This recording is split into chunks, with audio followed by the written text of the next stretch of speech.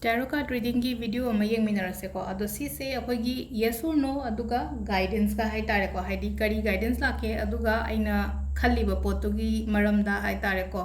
yes or no kari answers lege hai ba du yeng minarase ko sida lady ba hum sida yema khanbirase ko tiger eye lere aduga si se ko na labradorite han hai ko labradorite lere aduga amasina moonstone lere ko labradorite kum basina ngai di pakti uramo ko ina sum uttam ne mamang da sum aina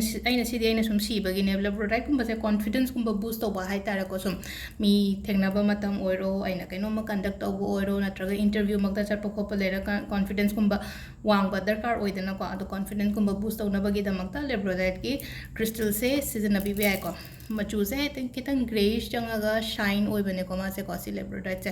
ado kwai first ta ko gi ko haidi moonstone se hana yeng minara se ko moonstone gi ahamba message se ko akoina kai haina lakke haibo ko yes or no gi matang da hai tare ko hazik aina khaliba potugi matang da don't stop haina di lai ko aina zik tauge na khalibu da changjan bio haibagi message amadi la ko haidi yes or no do da hai tare ko dum makha tobi ba hai tare ko aina je khalli ba potu da aduga amana ko haidi ani makalo thogi ani sina kari guide pige hai matam se da ko haidi sida hai tare ko haidi financial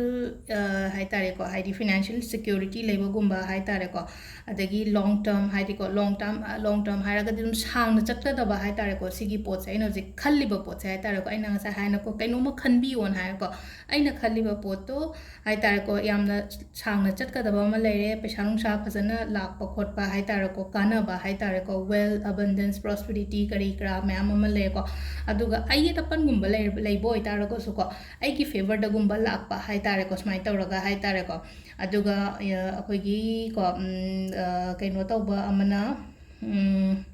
aina lawdoriba decisions hai tar ko adumba mayam do loina ma positive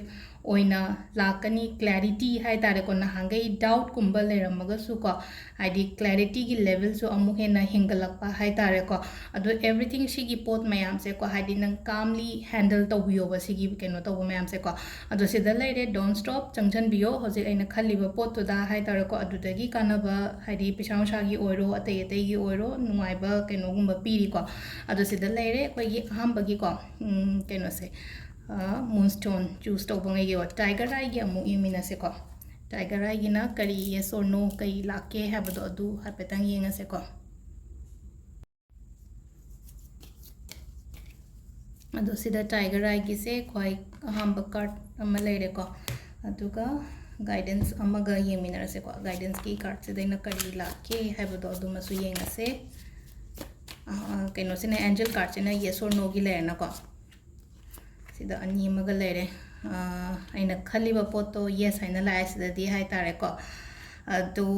khatang ko haidi khara hai tare ko khatang section view ko surrounding dagi hai tare ko surrounding de kitang section view hai ga di ko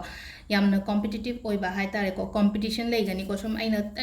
chang dori ba pot aina tau dori ba pot to da hai tare ko ado haidi kaino gumba manghan bi kano hai tare ko thaza ba hai tare ko haidi faith gumba kai gumba loss oi bi da ba hai tare ko adagi amana kitang haidi ko nungaina daba khotaba gumba so marakta yaurokpa yai adubu hai tare ko haidi long term gi view gi oina hairagadi haidi aina tauriba aina changiba potse lakti la aga hai tare ko khatang kaino atawa hai tare ko haidi nangna amu hena hai tare ko amu hena effort thadabiba hai tare ko effort thadabiba sigi pot matam ka pot sida haidi give up to thokpa yate ko ngai biyo si se hai tare ko patience se yam darkar oi ko hoje ki oina hairagadi ko patience darkar oi ado ako investment go gum to bi khot ki bale raga su ko haidi pot se hai tare ko kitang haidi investment gum bagi matang daga oiraga na kaino to ba hai tare ko haidi conflict su mati ama lere adu pot si bodi la o haina di pi ba hai tare ko haidi mingon daga kaino ma lei ki ba khot ki ba adu maina gum ba le raga di ko ado sida leire khogi akom bagi ko ani su bagi tiger eye sina ko last ki labradorite se happy ding mineral se ko labradorite ki kaino sina hai tare magi sigi nung sigi energy sina amu kari hai ri ge hai ba do adu mu yeng mineral se ma'am yamna sangwa reading di oire ko just yes or no and guidance khatang oi bani na ko ado sida leire khoi first ki ko labradorite ki se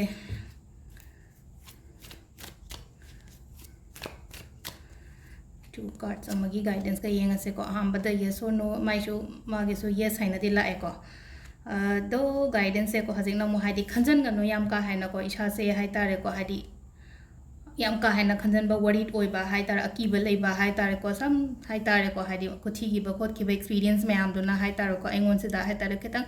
depress oi ba hai tare ko depress oi ba ko pa do maina gumba oi ri oi na oi ko negative events hai tare ko negative events hare ka maina no hai ka ja sum ai gi engon da keno ma thok ki ba gumba lei ba ja te phatta ba incident ni khang de phatta ba experience ni khang de si se na maram oi ra ga hai tare hadi tum isha ji da pakhat pa thukat pa khot pa maina khatang lei ko adum ba me am do khara release to holo isha ꯗꯒꯤ ꯆꯠꯍꯟꯕꯤꯌꯨ ꯀꯣ ꯍꯥꯏꯗꯤ ꯑꯗꯨꯕꯨ ꯇꯨꯡꯗ ꯍꯥꯏꯇꯥꯔꯦꯀꯣ ꯍꯥꯏꯗꯤ ꯑꯩꯈꯣꯏꯒꯤ ꯀꯩꯅꯣꯒꯤ ꯑꯣꯏꯅ ꯍꯥꯏꯔꯛꯑꯒꯗꯤꯀꯣ ꯍꯥꯏꯗꯤ ꯑꯩꯅ ꯍꯧꯖꯤꯛ ꯈꯜꯂꯤꯕ ꯄꯣꯠꯁꯦ ꯍꯥꯏꯇꯥꯔꯦꯀꯣ ꯁꯤꯗ stability ꯂꯩꯀꯣ stability ꯂꯩꯒꯅꯤ focus ꯍꯥꯏꯗꯤ just ꯅꯪꯅ ꯇꯧꯗꯣꯔꯤꯕ focus ꯀꯩꯅꯣ ꯑꯩꯈꯣꯏꯒꯤ ꯊꯕꯛꯇꯨꯗ ꯍꯥꯏꯇꯥꯔꯦꯀꯣ ꯍꯥꯏꯗꯤ just focus in your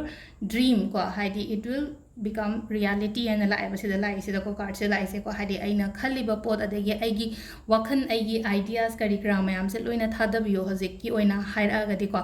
ꯑꯗꯨꯗꯨꯅ ꯍꯥꯏꯗꯤ ꯁꯤꯗ ꯑꯀꯣꯟꯕꯗ ꯂꯥꯛꯄ ꯃꯇꯝꯗ stable ꯑꯣꯏꯒꯅꯤ stability ꯂꯥꯛꯀꯅꯤ ꯈꯤꯇꯪꯀꯣ discipline ꯈꯇꯪ ꯀꯥꯏꯀꯣ ꯍꯧꯖꯤꯛꯇ discipline ꯀꯥꯏꯕ ꯍꯥꯏꯔꯒꯗꯤ ꯀꯃꯥꯏꯅꯅꯣ ꯍꯥꯏ ꯀꯥꯟꯗ ꯅꯨꯡꯗꯥꯡꯒꯁꯦ ꯇꯨꯝꯗꯕꯤ ꯈꯣꯠꯇꯕꯤ ꯇꯧꯕ ꯍꯥꯏꯔꯒꯗꯤ ꯍꯥꯏꯗꯤ kind of discipline ꯀꯥꯏꯕꯅꯤꯅ ꯑꯗꯨꯗꯨꯅ ꯍꯥꯏꯗꯤ discipline maintain ꯇꯧꯕꯤꯌꯣ ꯍꯥꯏꯇꯥꯔꯦꯀꯣ ꯆꯥꯕ ꯊꯛꯄꯗ ꯑꯣꯏꯔꯣ ꯇꯨꯝꯕ ꯈꯣꯠꯄꯗ ꯑꯣꯏꯔꯣꯀꯣ ꯑꯗꯨꯃꯥꯏꯅ ꯑꯗꯨ ꯍꯥꯏꯗꯤ once ꯑꯃꯨꯛꯇꯪ ꯍꯥꯏꯇꯥꯔꯦꯀꯣ ꯁꯤꯗ lack of discipline ꯍꯥꯏꯅ ꯁꯨꯝ ꯍꯥꯏꯔꯤꯕꯁꯤꯗꯀꯣ lack of discipline say maintain ꯇꯧꯕ ꯃꯇꯝꯗ changes ꯑꯗꯨꯝ ꯈꯔ ꯂꯥꯛꯀꯅꯦꯕꯀꯣ ꯑꯩꯈꯣꯏ ꯏꯁꯥꯗ ꯑꯗꯨ ꯁꯤꯗ ꯂꯩꯔꯦ ꯉꯁꯤꯒꯤ ꯑꯣꯏꯅ yes or no tarot card reading ꯑꯗꯨꯒ guidance ꯀꯣ thank you